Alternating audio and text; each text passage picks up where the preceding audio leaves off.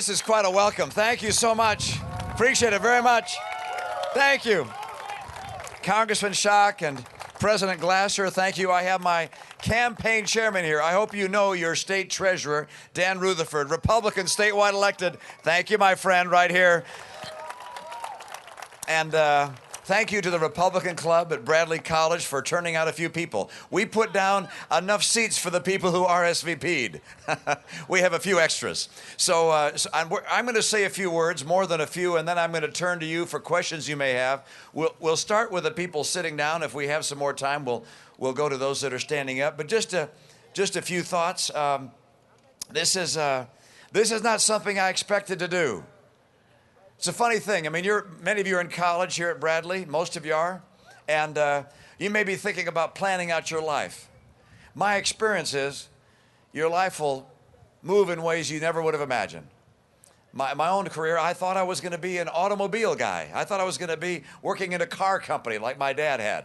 After my first year of graduate school, I went to work for a summer job at Chrysler, thinking that might be the path of my life. Instead, an entirely different course in my life. And now I find myself running for president of the United States. I never imagined that would happen. What a thrill it is. And it's been exciting to see people across the country and recognize that America is very different than what you see on the news every night, even than what you see on YouTube. I mean, the nature of the American people is far more optimistic, more innovative, more can-do, more patriotic, more passionate than I think you sense if you just watch TV or you just look on social media.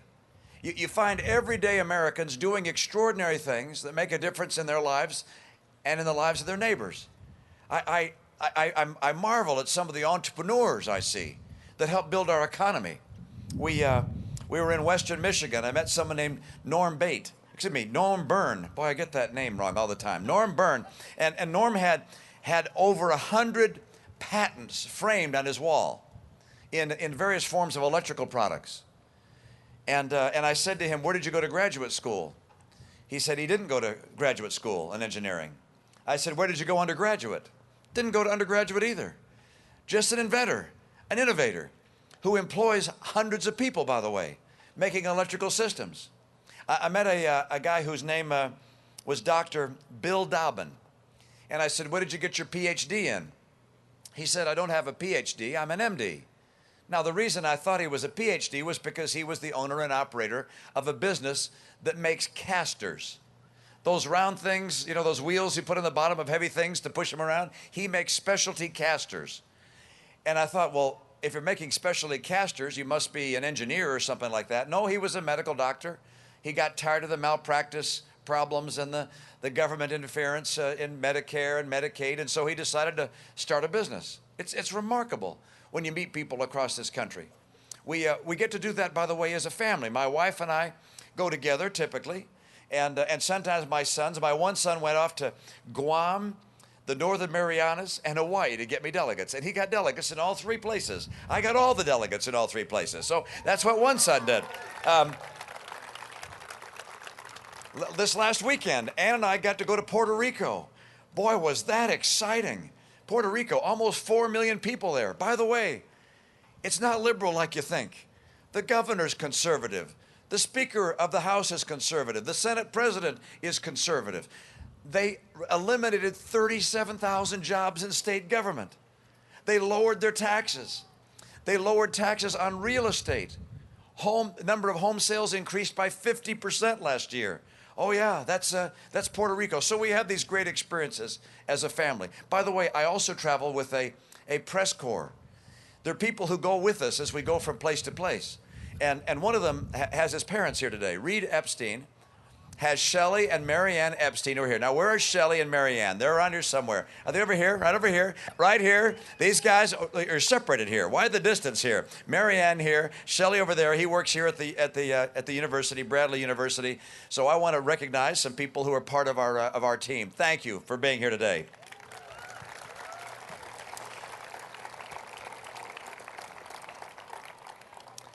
Now, these days have taught me that There's greatness in the American people, as you know, more than perhaps you'd even see by just watching media. But there's also tough times. You got 24 million people out of work in America, or people have stopped looking for work, or they're underemployed. And you don't have to be told this. I go to college campuses and ask people how many have jobs that are seniors, and I don't see a lot of hands go up. The unemployment rate among college graduates coming out of college is pretty darn high. And even those, yeah, these two are high-fiving back here. And even those that they know exactly what's going on. Even those that have jobs find themselves in positions well beneath their skill level and are very, very concerned. I'm concerned about the people that are out of work. One of the people who's running also for the Republican nomination today said that he doesn't care about the unemployment rate. That doesn't bother him. I do care about the unemployment rate. It does bother me. I want to get people back to work. I'm concerned about those that are out of work. One of the reasons I'm running is to get my expertise in place so we can put people back to work and get America strong again with a strong economy.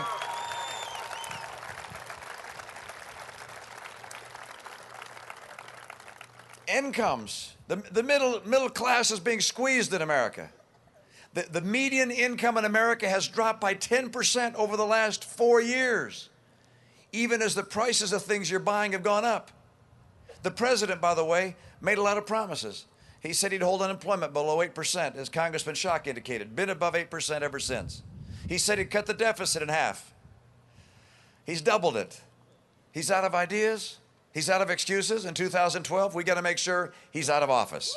We'll get that job done. Now, there's one promise he made that he kept. You see, when he was running, he talked about how his energy policies would cause energy prices to skyrocket. And when told that gasoline prices had jumped, he said he'd rather see them go up gradually. Well, now we've seen what the results have been of his policies and the people he brought in. He brought in 3 folks in the Department of Energy, the Department of the Interior, and the EPA who have acted piece by piece to cut off our supply of coal, natural gas, and oil in the way we could have had it. And as a result, we're seeing consequence today where hundreds of billions of dollars leave our economy and go to the economies of other nations, some of whom don't like us very much. And of course, we're experiencing extraordinarily high gasoline prices. This is a president who now has an election year conversion. Now he wants to bring gas prices down. Well, the place to start is by firing those 3 people that he hired in the first place. And the place to finish is getting rid of him and putting in place someone who understands what it takes to get energy out of our own ground.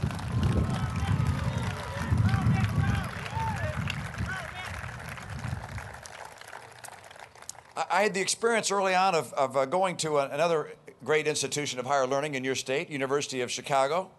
I was just a few blocks from where then Professor Obama lived. And I wanted to make sure I had a chance to speak to him and to the faculty and to the students there about our economy and to point out what the president's doing to our economy. I don't think it's because he means to hurt things. I just think because of his lack of experience in the private sector, never really having had a job in the private sector, he doesn't know that what he's doing is hurting so badly and harming so many families. What he has done over his 3 years is to attack economic freedom. This is a nation based not only on political freedom and religious freedom and freedom of expression, but also economic freedom. In this country, we are given by the founders the right to pursue happiness, in their words, as we choose. In this nation, we are not limited by the circumstance of our birth or the place of our birth. We're limited only by our dreams, our willingness to take risk, perhaps a little luck.